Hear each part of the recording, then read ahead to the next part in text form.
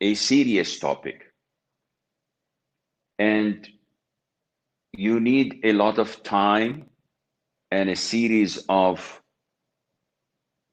lectures to expand upon it. However, it is essential in our belief as Muslims. You see, Islam is a holistic religion, unlike what some people may think, that Islam is only rituals that we perform or mystics that we feel, or growing a beard, or a sister wearing a hijab. These are all parts of Islam. But Islam is a holistic system that covers every aspect of our lives, whether small or big. Allah says in the Quran, what translates to, say, indeed, my prayer, my rites of sacrifice, my living, and my dying are for Allah, Lord of the Lords, Lord of the worlds, Lords of everything. What does that mean? It means that it's not only your prayer that counts in Islam. It means that your life, your death, everything related to it is included in this holistic religion. And Islam, other than other religions, different to other religions, it gives a believer honor and dignity. It makes a Muslim unique among all denominations, because an essential part of our religion is to go different and against other religions. Allah says in the Quran, what we recite every single day, not less than 19 times. اهدنا الصراط المستقيم صراط الذين أنعمت عليهم غير المغضوب عليهم ولا الضالين. Guide us to the straight path, the path of those upon whom you have bestowed favor, not of those who have earned your anger or of those who are astray. So we ask Allah Azza wa Jal to guide us, but to make us far apart from those who gained Allah's anger or those who went astray. That is why if you find a Muslim in America or in Europe or in the Far East or in Arabia or even in Siberia, you will identify him as a Muslim. You will tell that he's a Muslim because his identity comes straight from his conviction. It comes straight from being a servant of Allah, something that he is proud of announcing. He's not ashamed of being a Muslim. He's always happy to proclaim, I am a Muslim, and I'm happy to be a Muslim. This is why he can be identified anywhere he goes to, always abiding by Sharia, never evading it or diverting away from it. Now, when we come to customs and traditions, when the Prophet ﷺ came with the message of Islam, he did not come to eradicate everything. He did not come to rebel and change everything that people were used to. He himself said, I was sent to perfect, to complete the best of moral conduct. What does perfect and complete mean? It means that whatever was suitable with the Sharia, we can keep. And whatever was not compliant with Sharia, Sharia came to overrule and change. This is why, for example, the Prophet said, alayhi salatu wasalam, said about the pre-Islamic era, he said, I witnessed a treaty in the house of Abdullah ibn Jad'an. And this treaty was so honorable, if I were to be called to a similar one in Islam, I would have responded and answered. The Arabs in Quraysh, they wrote a treaty where they would honor and avenge anyone who was oppressed, and they would give the rights back to those who were wronged. So the Prophet, when he was given the message, he did not come and cancel this treaty because it had good things in it that was accepted by the Muslims or by Islam. And Islam came to find the Arabs having a number of good moral ethics and conduct, such as bravery, courage, generosity, being good to your neighbors, honesty, and fulfilling your promises and keeping them. So Islam preserved such good things and gave it a step higher by awarding those among the Muslims who abide by such noble characteristics. And a well-known fact, when Islam is introduced to societies, it is not confrontational. Islam doesn't come to create a revolution. Islam comes to fix what needs to be fixed, but it is based on sovereignty, because Islam rules and nothing rules it. Islam is superior and it prevails, and nothing can prevail it. And this is why, if you read the Quran, which is something we rarely do, you will find that the Quran criticized a certain people, blamed them, and showed us their wrongdoing when they decided to follow their customs and traditions against Islam. Allah says, and similarly, we did not send before you, O Muhammad, any warner into a city except that its affluent said, indeed, we found our fathers upon a religion and we are in their footsteps following. So why did you reject the message of Prophet Muhammad alayhi salatu wasalam? Because our forefathers followed a particular religion, a particular custom, a particular tradition, and we're not willing to abandon our heritage. This is something that Islam doesn't accept unless it goes with Islam that prevails overall. Hakim ibn Hizam, may Allah be pleased with him. This man was the nephew of Khadija bint Khuwaylid. So the Prophet was married to his aunt.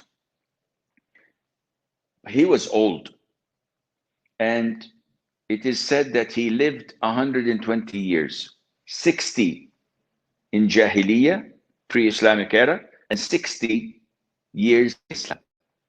He came to the Prophet ﷺ and said, "Oh Prophet of Allah, there were things that I used to try to get closer to Allah by at my pre-Islamic times. So I used to set slaves free. I used to feed the poor. I used to connect to my kinship and try to help them. So do I get any reward for all of that?" The Prophet said, alayhi salatu wasalam, "You have accepted Islam, and all goodness that you've committed in the past is valid." What does that tell you? It tells you that Islam does not come to cancel everything. Whatever good you had done before accepting Islam, it's going to be there for you. You're going to be rewarded for it. Hakim ibn Hizam said that in the pre-Islamic era, I set 100 slaves free for Allah. And I had 100 camel with their load on it for the cause of Allah. And I did the same in Islam. He did this also after he became Muslim, setting 100 slaves free, which is a fortune. Only billionaires can do that.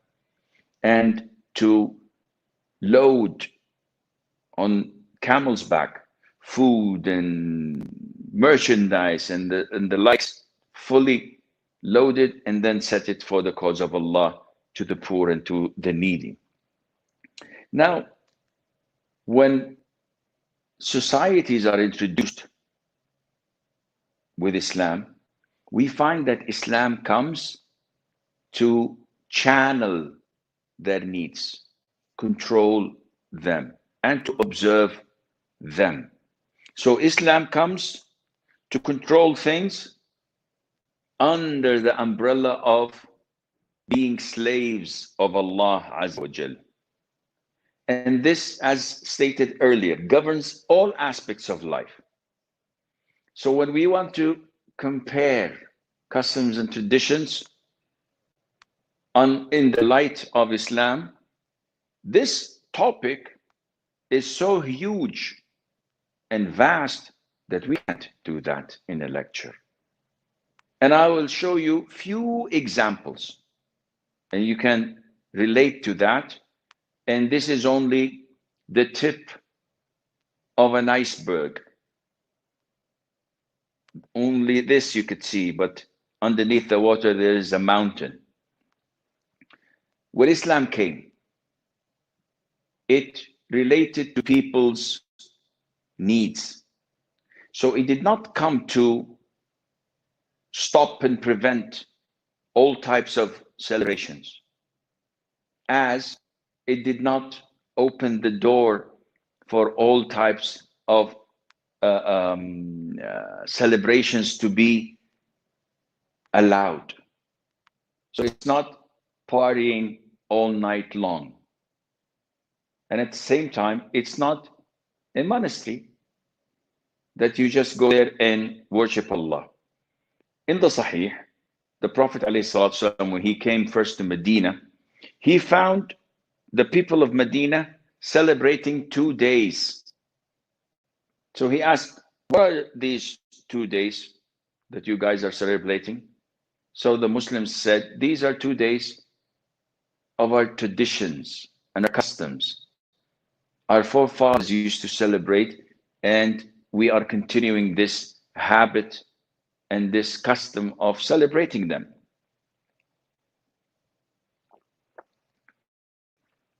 The Prophet said, alayhi salatu wasalam, "Allah has substituted you with better than these 2 days. Eid al-Adha wa Eid al-Fitr." So Islam came to stop all types of celebrations, all type of festivals.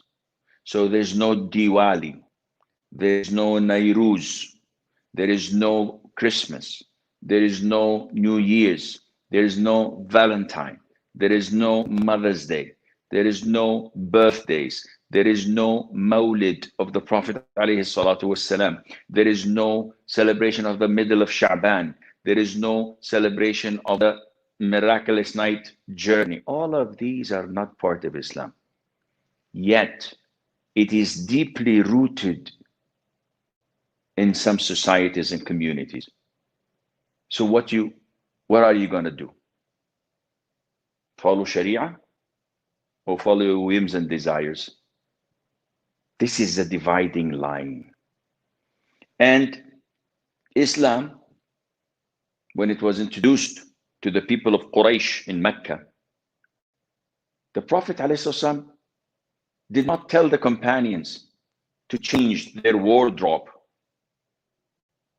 He did not tell them, okay, now we have to change everything we wear. We have to be unique when we walk in the markets, so that whenever someone sees us, would say, oh, they are Muslims. No, this has nothing to do with that. Everybody was normal, wearing their same clothes, their same turbans, riding the same mules or the same horses or the same camels. Everything was normal. They were Arabs living among the Arabs. But Islam came with guidelines to the things you may wear.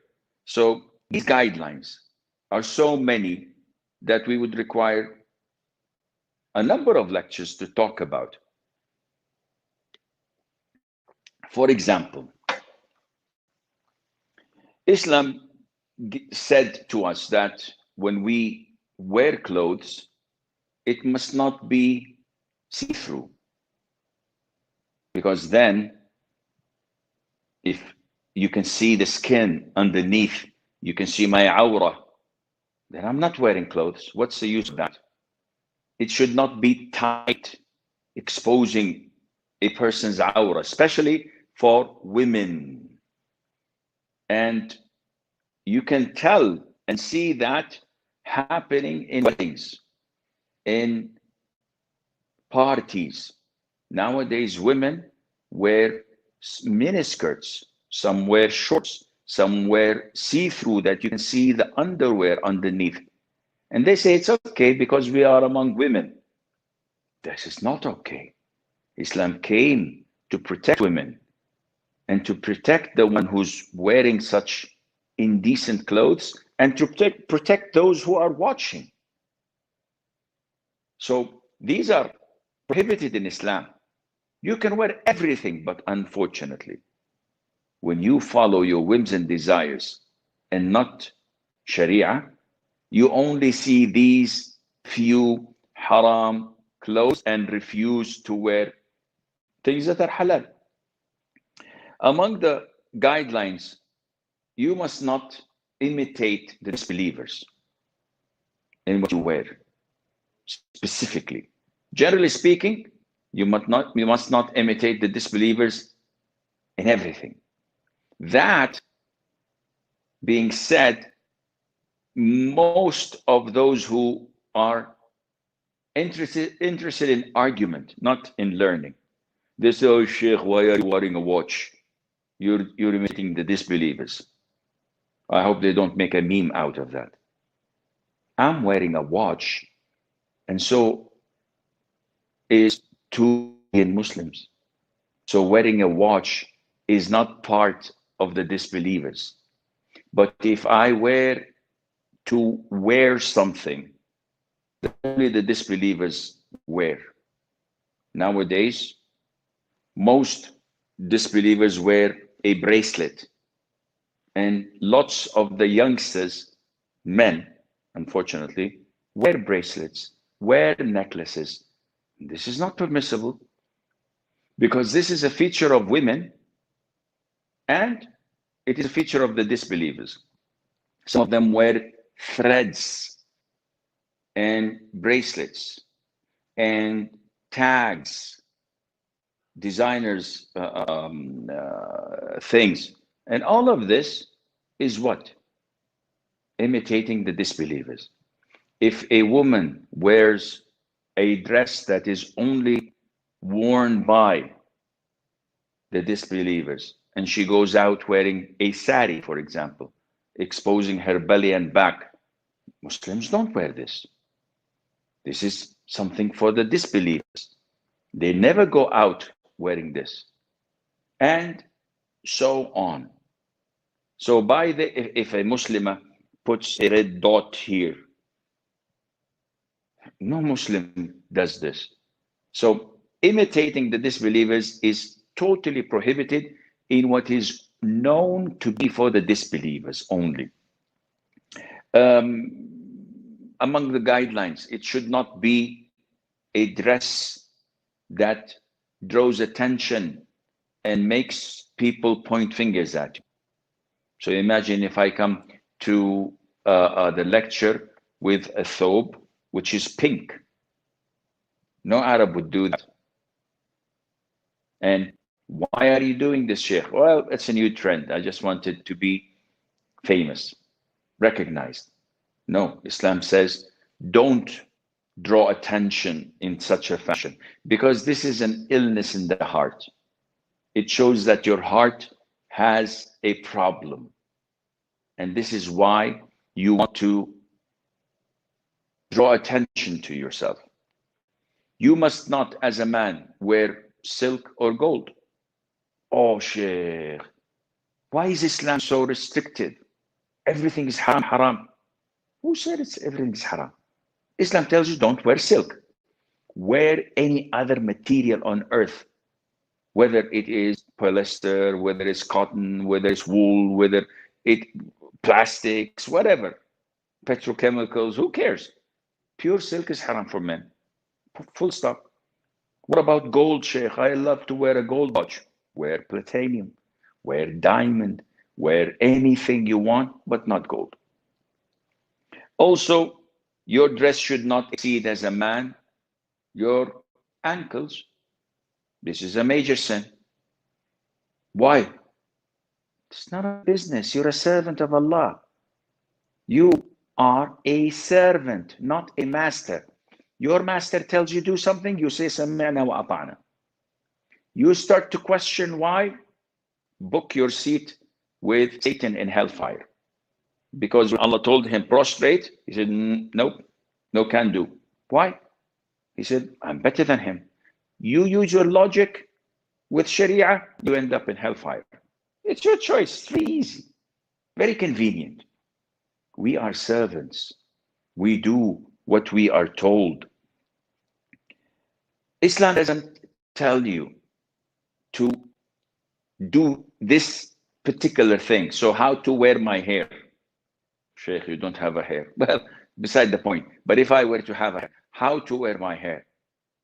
You can wear it as you wish. What's the length? Whatever is appropriate in the community. So if we are in a tribe or in a city that all men prolong their hair and braid it, there is no problem in doing that for men. But if I am the only one who is unfortunately growing my hair long, and I wear tight jeans, and I sometimes wear in a ponytail or a mule tail, if you want. What is it? I've seen brothers doing this. Some of them are wearing this thing that holds the hair back like women do. I don't know what they call it, a ribbon or whatever. Akhi, what are you doing? Oh, Sheikh, prolonging the hair is sunnah. This is the only sunnah you figured out? And is it a sunnah in the religion or sunnah of the community, of the traditions and customs? Islam tells you not to shave your head as qaza. So shaving the head in like Mr. T. This is totally prohibited in Islam. Shaving the sides and keeping the top like the Marines, totally prohibited in Islam. You must not imitate the haircuts of the disbelievers. Some of them make a globe or a football or a designer or something that is weird. All of this is haram in Islam. You have an identity. Allah ordered you and the Prophet ordered you السلام, to honor the hair, to fix it, to put oil on it, to make calm, to make it representable, but not to imitate the disbelievers. And this draws us to a lot of the things that the people do out of customs and traditions, which are major sins. Plucking the eyebrows, or shaving it, or cutting it. Nowadays, the trend is microblading, which a lot of women do without asking, not knowing that they are cursed for removing the hair, for microblading, which is a form of tattooing. When you start to slash and draw and get the blood and put something inside, all of this haram. But everybody's doing sheikh, it's a customs. When you start to apply tattoos, oh, any skin that has no ink in it is ugly. Subhanallah. Those who make tattoos are cursed. Lots of the youngsters now fall under peer pressure and they have a tattoo here, or a tattoo here, or a tattoo at the back of the neck, or on their chest or breasts, or a Trump stamp. What is this? Everybody's doing shit. Customs and traditions. This draws you to be cursed. Sharia comes to prevail. And this is what a proper Muslim does. Well, I'm interested in getting a tattoo. Let me go to the tattoo parlor. No. As a Muslim, I have to research. Assalamu alaikum, Sheikh. What's the ruling on tattooing? It's a major sin. You're cursed for that. Jazakallah khair. No tattoos. This is following Sharia.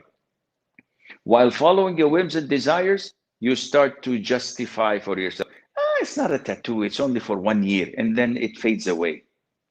Okay, did you ask? No, I don't need to ask. I know my religion.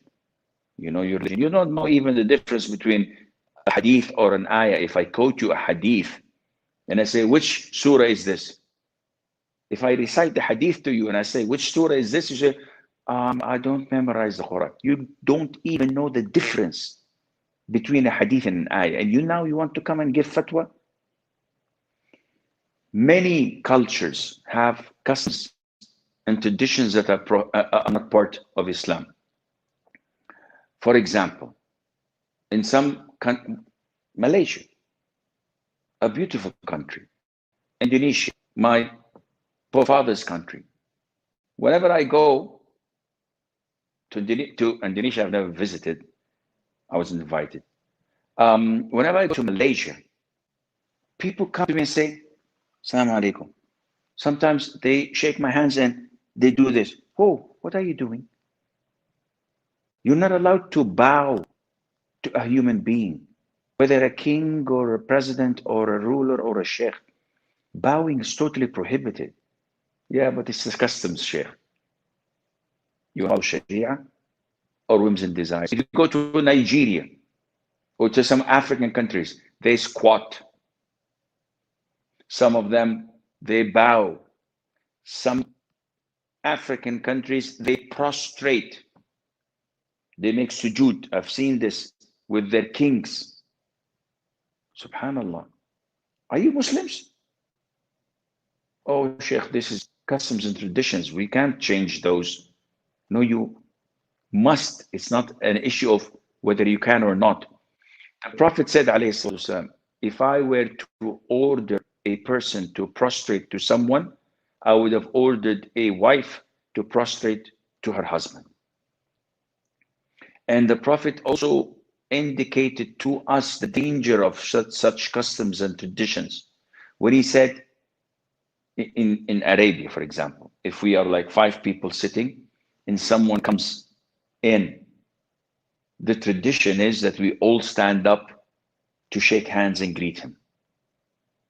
And if one of us or all of us did not, he is offended, not knowing that he is not following Sharia. The Prophet says, alayhi, whoever loves people to stand up for him, let him reserve his seat in hellfire. Whoa. So what about standing up for the national anthem? It's totally prohibited. You don't stand up except for Allah Azza wa Jal. Nowadays, whenever Muslim countries, they play the national anthem. Actually, the national anthem is haram, it's music. But everybody stands up and, what are you doing? What are you doing? Maybe next year you're going to do Allah. Are you going to pray for the national anthem? Well, Sheikh, everybody's doing it back in Europe, back in Asia, back in... Who cares? These are kafirs. So this shows you how deteriorating the level of commitment to Islam in the hearts of the Muslims nowadays. Now, culture in our communities, in our marriages. Marriage is something we all have to do, not in my age, but we have marriages. Do we follow Sharia or whims and desires? Definitely not Sharia. This is not Islam. When we have free mixing, the whole 9 yards, when we have music, women, sometimes you find women in hijab, but free mixing with cousins and relatives and in-laws, laughing, and sometimes, wallahi, you will find catastrophes. What is this? Oh, she's dancing with the bride, or she's dancing with the groom. He's not a mahram. They're dancing on music, and she's hijabi. What kind of hijab are you guys doing? This hijab is a cultural thing. It's not Islamic. She's not wearing it for the sake of Allah, but because everybody is doing so, and this is our country, our heritage. If she was committed to hijab, she would not communicate with non-mahrams, let alone dance, let alone touch, let alone do these heinous things. People have the tendency to change religion and substitute it with their customs and traditions. They have this tendency. And if you were to object, oh, but this is haram, what will your father say? Oh, you want to change your traditions? You must be this or you must be that. And he starts to question your Islam, whether it's or not.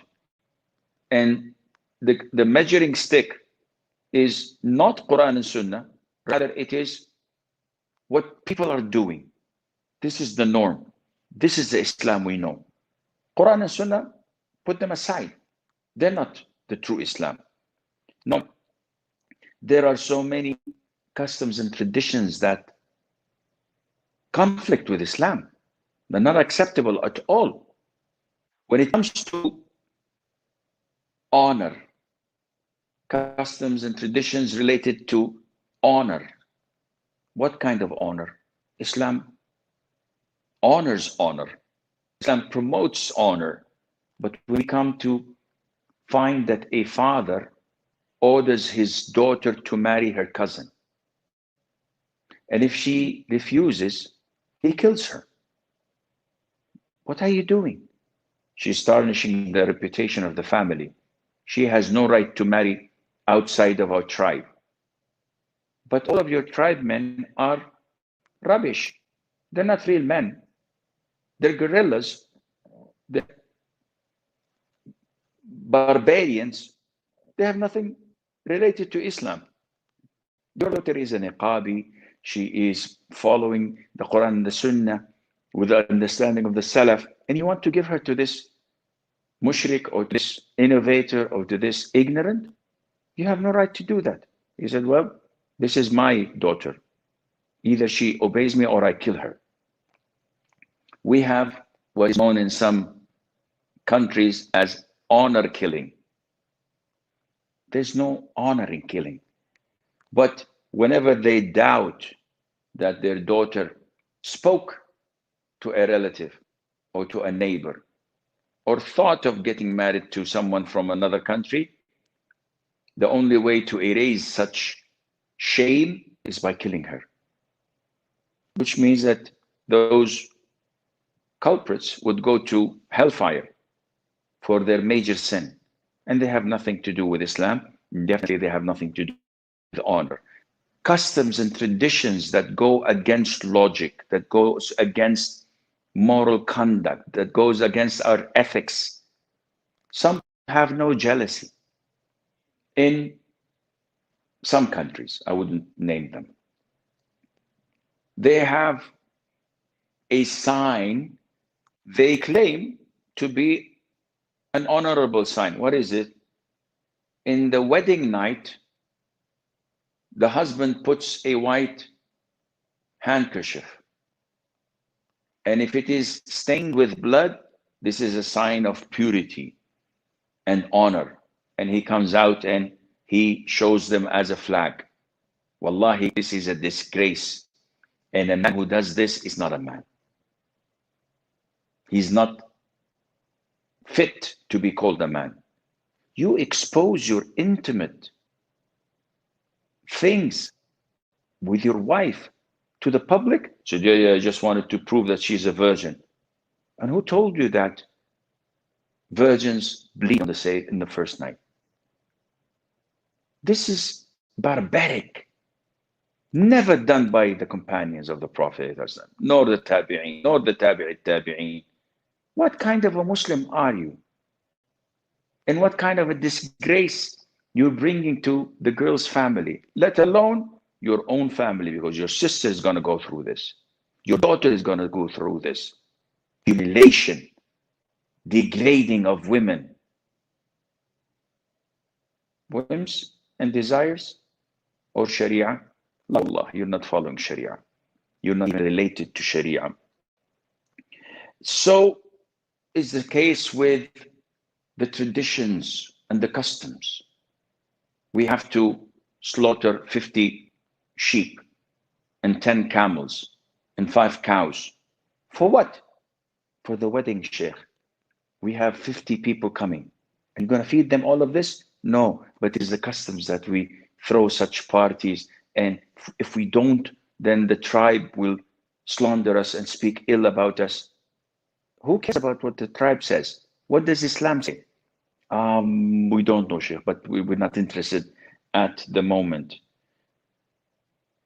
All of these shows you, or all of these things show you how far we are from Islam. Forcing a woman to marry against her will is totally prohibited in Islam, whether you're the father or the grandfather. A woman came to the Prophet ﷺ and said, my father married me against my will to his nephew so that he would protect his honor, so he claims, and not be shamed by me. So the Prophet ﷺ, this is not permissible. Your marriage is void if you don't want it, which means that he gave her the will either to cancel such an invalid marriage or to go through it. So the woman said, no, I accept it, O Prophet of Allah, but I wanted you to clarify to the women that have a right to reject such marriages. How many women are forced, are blackmailed, are pressured by their parents to marry someone they don't like? And in the 90% of the cases I see, it ends up in divorce, but only after having 2 or 3 children. So what did the family gain by that? Destroying the life of this girl, having 2 or 3 kids, being divorced in their house. Wouldn't it have been better to give her the freedom of choice and to marry someone she accepts rather than being forced? In conclusion, Allah Azza wa Jal says in the Quran, And this is a beautiful verse that you and I must look through it and decide whether we are believers or not, whether we are among those who are heading to Jannah or those who are hypocrites heading to hellfire. What does Allah say? But know, by your Lord, Allah is swearing. Why does Allah swear in the Quran? He doesn't say anything except the truth. This is to highlight the importance of what's coming afterwards. فَلَا وَرَبِّكَ لَا يُؤْمِنُونَ.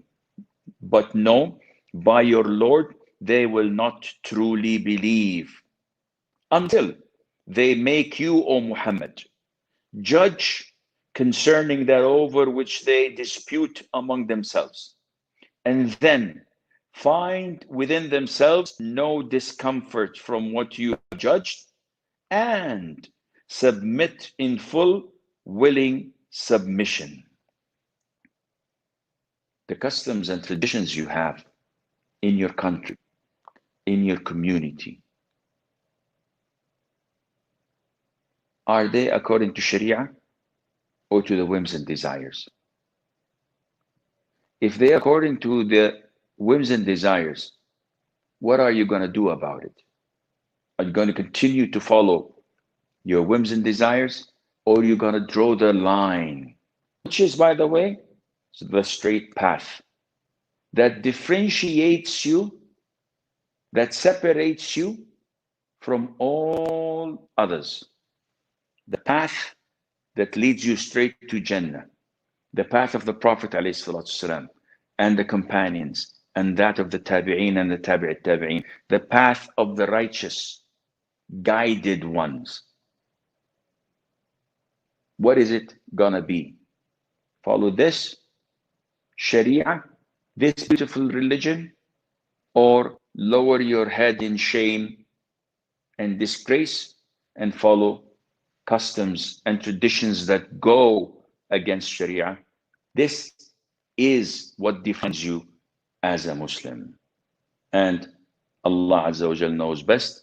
وصلى الله وسلم وبارك على نبينا محمد وعلى آله وصحبه أجمعين.